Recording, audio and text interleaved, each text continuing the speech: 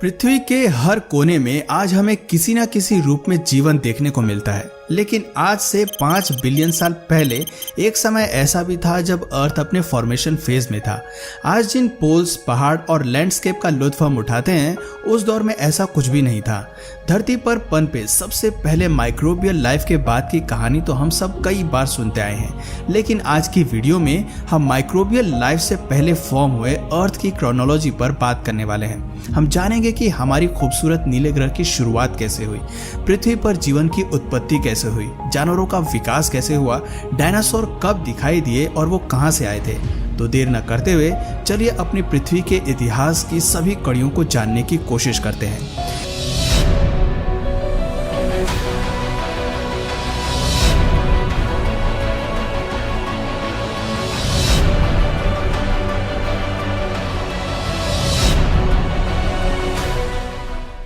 लगभग 5 बिलियन साल पहले जब पृथ्वी का निर्माण भी नहीं हुआ था, तब केवल हमारे सूरज की फॉर्मेशन हुई थी और यह पूरी तरह स्टार डस्ट से घिरा हुआ था।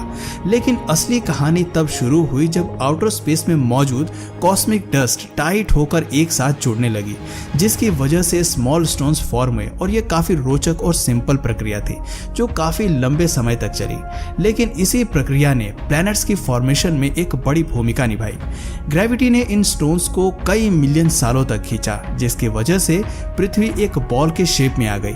लेकिन अब भी पृथ्वी अपने असली स्वरूप में नहीं बनी थी। इसे अभी भी कई सारी प्रक्रियाओं से होकर गुजरना बाकी था। वो केवल अभी एक गर्म गोला थी जिसका तापमान 1200 डिग्री सेल्सियस से भी ज्यादा था। ये वो समय था जब पृथ्वी कार्बन डाइऑक्साइड और नाइट्रोजन के गुब्बार से भरी हुई थी। तब तक ना तो हवा थी और ना ही कोई एटमॉस्फेयर था। यहाँ तक कि एक ठोस सतह का निर्माण भी नहीं हुआ था।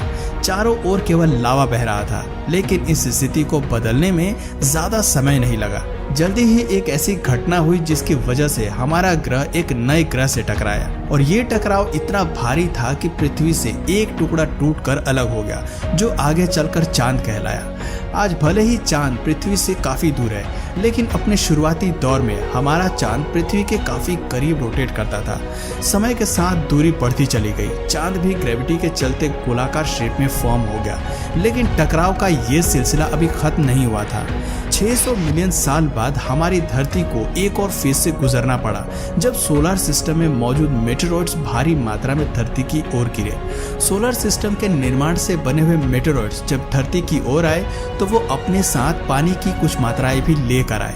कई मिलियन साल तक लगातार पृथ्वी पर गिरने की वजह से वहां पानी की ढेर सारी मात्रा इकट्ठा हो गई। वाटर बॉडीज ने पृथ्वी के तापमान को 70 डिग्री तक कूल करने का काम किया, लेकिन अभी भी पृथ्वी की सतह काफी गर्म थी, जिसे ठंडा करने का काम भी पानी ही करने वाला था। आपको बता दें कि आज जिस पानी को हम धरती पर इस्तेमाल करते हैं, यह मिलियन सालों पुराना है, और सबसे बड़ी बात है कि ये एक्स्ट्रा टेरेस्ट्रियल वर्ल्ड से संबंध रखता है। यानी कि आम भाषा में कहें तो पानी पृथ्वी पर नहीं उपजा, बल्कि मेटेरॉइड्स के जरिए मिला है। शुरुआती दौर में धरती की रोटेशन स्पीड भी काफी ज्यादा थी, जो वक्त के साथ साथ धीमी पड़ती गई। इसी की वजह से ओशन वाटर भी कम होता गया। पृथ्वी के बनने के 700 मिलियन साल बाद इसकी सतह पूरी तरह पानी से कवर हो गई। जमीन केवल कुछ आइलैंड के रूप में ही मौजूद थी, लेकिन कोर से लावा का निकलना अब भी जारी था। ये लावा पानी के चलते ठंडा होकर ठोस हो रहा था, जिससे सतह का निर्माण होना शुरू हो चुका था। धीरे धीरे इस प्रक्रिया ने रफ्तार पकड़ी और लावा से बनने वाली सतह ने जुड़ना शुरू किया। ऐसे में पानी के अलावा पृथ्वी पर महाद्वीपों का भी फॉर्मेशन हुआ। 3 बिलियन साल बाद जब पृथ्वी एक ग्रह के रूप में फॉर्म हो गई, तब भी मेटेरॉइड्स का पृथ्वी पर गिरना जारी रहा। खास तौर पर जब मेटेरॉइड वॉन्केट समुद्र में गिरा तो इसने पानी में अलग तरह के केमिकल्स को रिलीज किया, जिसकी वजह से कई रिएक्शन हुए और पहली माइक्रोबियल लाइफ धरती पर फॉर्म हो गई। सबसे पहले यूनिसेल्युलर बैक्टीरिया ने पानी में जन्म लिया। कई मिलियन साल तक ये बैक्टीरिया इसी फॉर्म में रहे, लेकिन धीरे धीरे इन्होंने अपनी तादाद को बढ़ाया और समुद्र के कोने कोने में फैल गए। जैसे जैसे सूरज की रोशनी समुद्र पर पड़ी तो पानी ने ऑब्जॉर्व करना शुरू किया। सनलाइट की मदद से पहले माइक्रो ऑर्गेनिजम्स ने कार्बन डाइऑक्साइड को पानी और ग्लूकोज में तोड़ा, जिसकी वजह से ऑक्सीजन का निर्माण हुआ। माइक्रोबियल लाइफ की वजह से ओशन वाटर ऑक्सीजन से भर गया। समुद्र में लाइफ के विकास के बाद अब एटमॉस्फेयर की बारी थी। कुछ समय बाद ऑक्सीजन ने ऊपर उठना शुरू किया और वातावरण के निर्माण में अपनी भूमिका निभाना प्रारंभ कर दिया। आप ये कह सकते हैं कि अगर पहली माइक्रोबियल लाइफ का विकास नहीं होता तो शायद हमें आज पृथ्वी का ये स्वरूप देखने को नहीं मिलता। जीवन के पहले निशान के बाद हमारे ग्रह में कई बदलाव आए, लेकिन खैर ये तो अभी सिर्फ शुरुआत थी। धरती को अभी बहुत कुछ देखना बाकी था। इसी तरह 2 बिलियन साल बीत जाने के बाद पृथ्वी पर ऑक्सीजन की मात्रा काफी बढ़ गई और प्लेनेट की रोटेशन स्पीड में भारी कमी आई। दिन बड़े होते चले गए और पृथ्वी पर वो सभी हालात पैदा हो गए जो किसी भी जीवन के लिए सबसे जरूरी थे। 1.5 बिलियन साल बाद जब सब कुछ शांत हो गया तो पिघले लावा के चलते पृथ्वी की सतह ने टूटना शुरू किया। शुरुआती दौर में जमीन पूरी तरह से एक दूसरे से जुड़ गई थी, लेकिन लावा के चलते प्लेट्स में मूवमेंट स्टार्ट हुई, जिसकी वजह से सभी सतह ने टूटकर अलग अलग महाद्वीपों का निर्माण शुरू कर दिया। जहां एक तरफ सभी महाद्वीप एक दूसरे से अलग होने लगे, वहीं वोल्केनिक एरप्शंस के चलते कार्बन डाइऑक्साइड भी प्रोड्यूस हुई।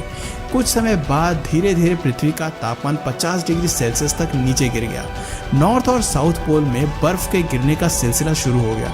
धीरे धीरे पूरा ग्रह बर्फ की 3 किलोमीटर चौड़ी लेयर में ढक गया। बर्फ इतनी ज्यादा थी कि स्पेस से पृथ्वी सफेद दिखाई देने लगी। सूरज से आने वाली गर्मी भी सफेद बर्फ के चलते वापस आउटर स्पेस में रिफ्लेक्ट होने लगी। लेकिन ये स्नो एज हमेशा के लिए धरती पर नहीं पनपने वाली थी। पृथ्वी का कोर गर्म था, इसलिए एक बार फिर वोल्केनिक एरप्शंस के चलते वातावरण गर्म हो गया और फिर बर्फ पिघल गई और एक बार फिर से कार्बन डाइऑक्साइड ने एटमॉस्फेयर में जगह बना ली। बर्फ के पिघलने से सनलाइट और आइस में केमिकल रिएक्शन शुरू हुआ, जिसकी वजह से वातावरण में ऑक्सीजन की मात्रा बढ़ गई। कई सालों तक ये घटना इसी तरह साइकिल में चलती रही। ऐसे में मिलियन साल बाद पृथ्वी का तापमान एक एवरेज लेवल तक जा पहुंचा, जो इंसान के रहने के लिए बिल्कुल परफेक्ट हो गया। ग्रह का एयर टेम्परेचर भी इसी स्थिति में आ गया। लेकिन इस प्रक्रिया में स्नो एज में विकसित हुए सभी बैक्टीरिया को मरना पड़ा। केवल वही जिंदा रह पाए जो 540 मिलियन साल से डीप ओशन में रह रहे थे। ये सभी बैक्टीरिया समय के साथ साथ कई पड़ाव पर इवॉल्व हुए।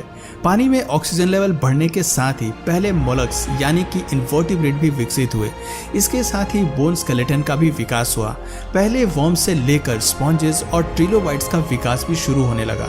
हालांकि जमीन अभी भी खाली थी, लेकिन पानी के नीचे एक ऐसी दुनिया का विकास शुरू हो चुका था जो इससे पहले पृथ्वी पर कभी भी नहीं पनपी थी।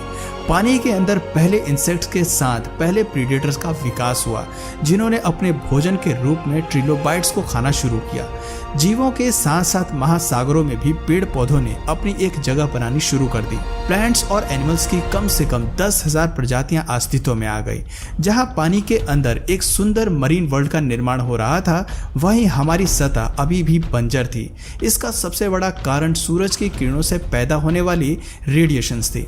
लेकिन जल्दी ही समुद्र से निकलने वाली ऑक्सीजन ने रेडिएशंस के साथ रिएक्ट करना शुरू किया, जिसकी वजह से ओजोन नाम की एक नई गैस का निर्माण शुरू हुआ।